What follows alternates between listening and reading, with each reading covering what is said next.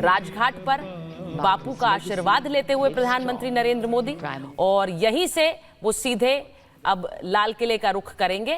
प्रधानमंत्री नरेंद्र मोदी, जिन्होंने देश की ओर से बापू को नमन किया और देश की ओर से राष्ट्रपिता का आशीर्वाद लेते हुए आगे के मार्ग पर चलने का भी एक तरह से संकल्प बापू से नमन करते हुए ले रहे हैं। तो ये तस्वीरें राजघाट से सीधी आ रही हैं। प्रधानमंत्री नरेंद्र मोदी राजघाट में, यहां से सीधे अब लाल किले की ओर वो प्रस्थान करेंगे।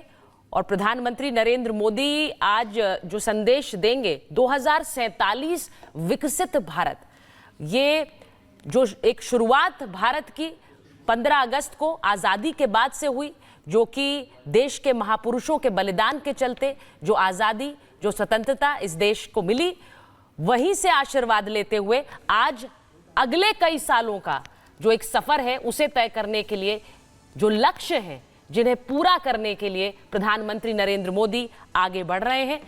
आज लाल किले की प्राचीर से मानी वही संबोधन हम आज प्रधानमंत्री का सुनेंगे। बिल्कुल, आपने ठीक कहा, क्योंकि इससे पहले भी देखिए हमने उन संबोधनों में देखा है, शिक्षा हो, स्वास्थ्य हो, युवा हो, महिला हो, सेना हो, इस तरह के ऐलान, इनसे जुड़े जो ऐलान हैं वो हमने यहाँ पर देखे हैं। और ये देखिए शिवराज सिंह चौहान भी इस वक्त पहुंच चुके हैं अपनी धर्म पत्नी के साथ। वहां पर तस्वीरें लगातार आ रही हैं और वो तस्वीरें हम यहाँ पर आपको दिखा रखे हैं। थोड़ी देर पहले आपने राजघाट से वो तस्वीरें देखी जहां पर पहुंचे थे प्रधानमंत्री नरेंद्र मोदी। बापू को नमन कर अब वो प्रस्थान कर चुके हैं लाल किले की ओर, जहां पर बेसब्री से इंतजार उनका हो रहा है। और ये इस वक्त आप देख रहे हैं राजनाथ सिंह वहां पर पहुंचे हुए हैं और साथ ही साथ तीनों सेना वहां पर एकदम अपनी पोजीशन एकदम संभाले हुए, एकदम रेडी। वहां पर वो बैंड्स भी उनके, क्योंकि जैसे यहां पर प्रधानमंत्री नरेंद्र मोदी पहुंचेंगे वो मुलाकात होगी और फिर उसके बाद उनको गार्ड ऑफ ऑनर दिया जाएगा। बिल्कुल, तो जिस क्रम में हम बात कर रहे थे वहां पर अतिथियों का पहुंचना जारी है। और अब रक्षा मंत्री राजनाथ सिंह, रक्षा राज्य मंत्री संजय सेठ और रक्षा सचिव, जो कि प्रोटोकॉल के हिसाब से प्रधानमंत्री नरेंद्र मोदी का वहां पर स्वागत करेंगे। और जो दिल्ली क्षेत्र के जो जीओसी हैं, लेफ्टिनेंट जनरल भवनीश कुमार, वो प्रधानमंत्री से उनका परिचय कराया जाएगा और फिर वो प्रधानमंत्री को मंच पर लेकर जाएंगे। और ये आप देख सकते हैं एनएसए अजीत डोभाल जो वहां पर पहुंच रहे हैं।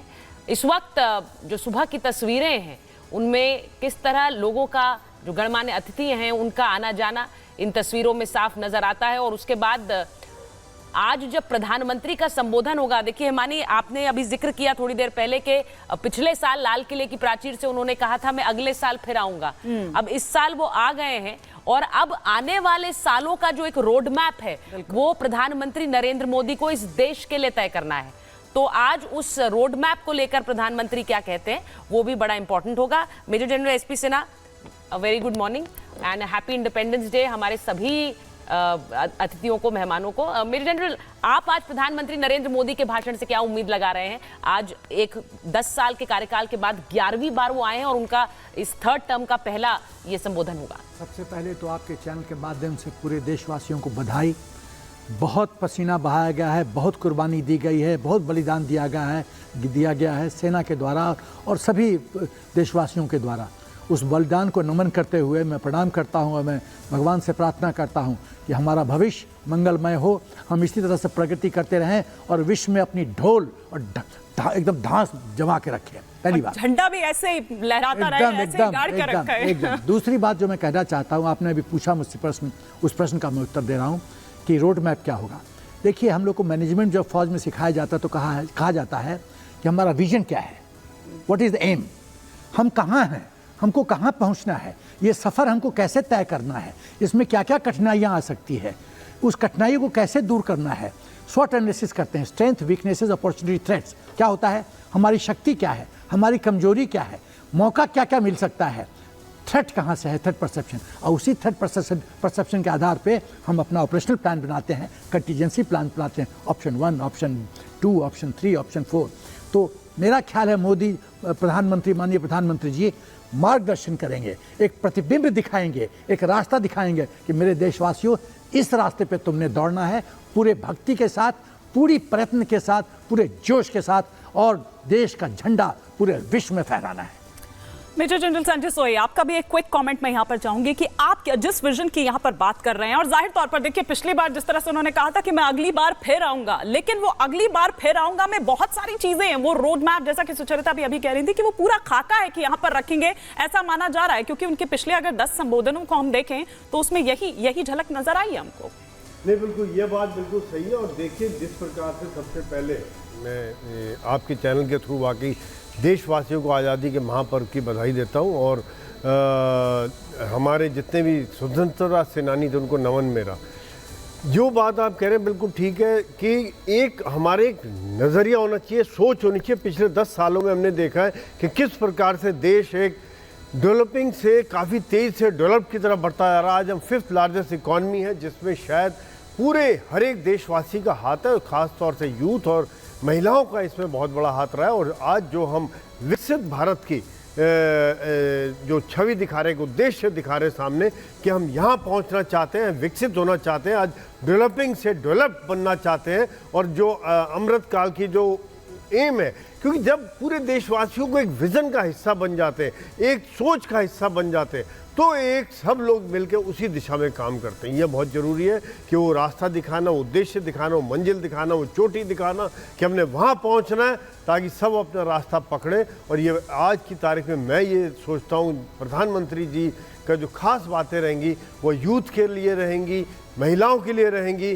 क्योंकि ये दो जो एलिमेंट्स ऐसे हैं कि जो कि यूथ बढ़ते जा रहे हैं। भारत एक जवान कंट्री है, यंग कंट्री है, 50% पॉपुलेशन जो 25 से कम है, तो इसमें इनका जो रोल है आगे आने वालों का, इनको एक कैसे मोल्ड किया जाए, जैसे कच्ची मिट्टी की तरह हैं ये लोग, इनको अभी किस तरह से रास्ता दिखाया जाए। क्या ये हड़ताल वाले बनेंगे या कंस्ट्रक्टिव बनेंगे, जॉब सीकर बनेंगे या जॉब गिवर बनेंगे, ये सब चीज़ों के बारे में मैं सोचता हूँ कि बहुत सही विज़न चल रहा है।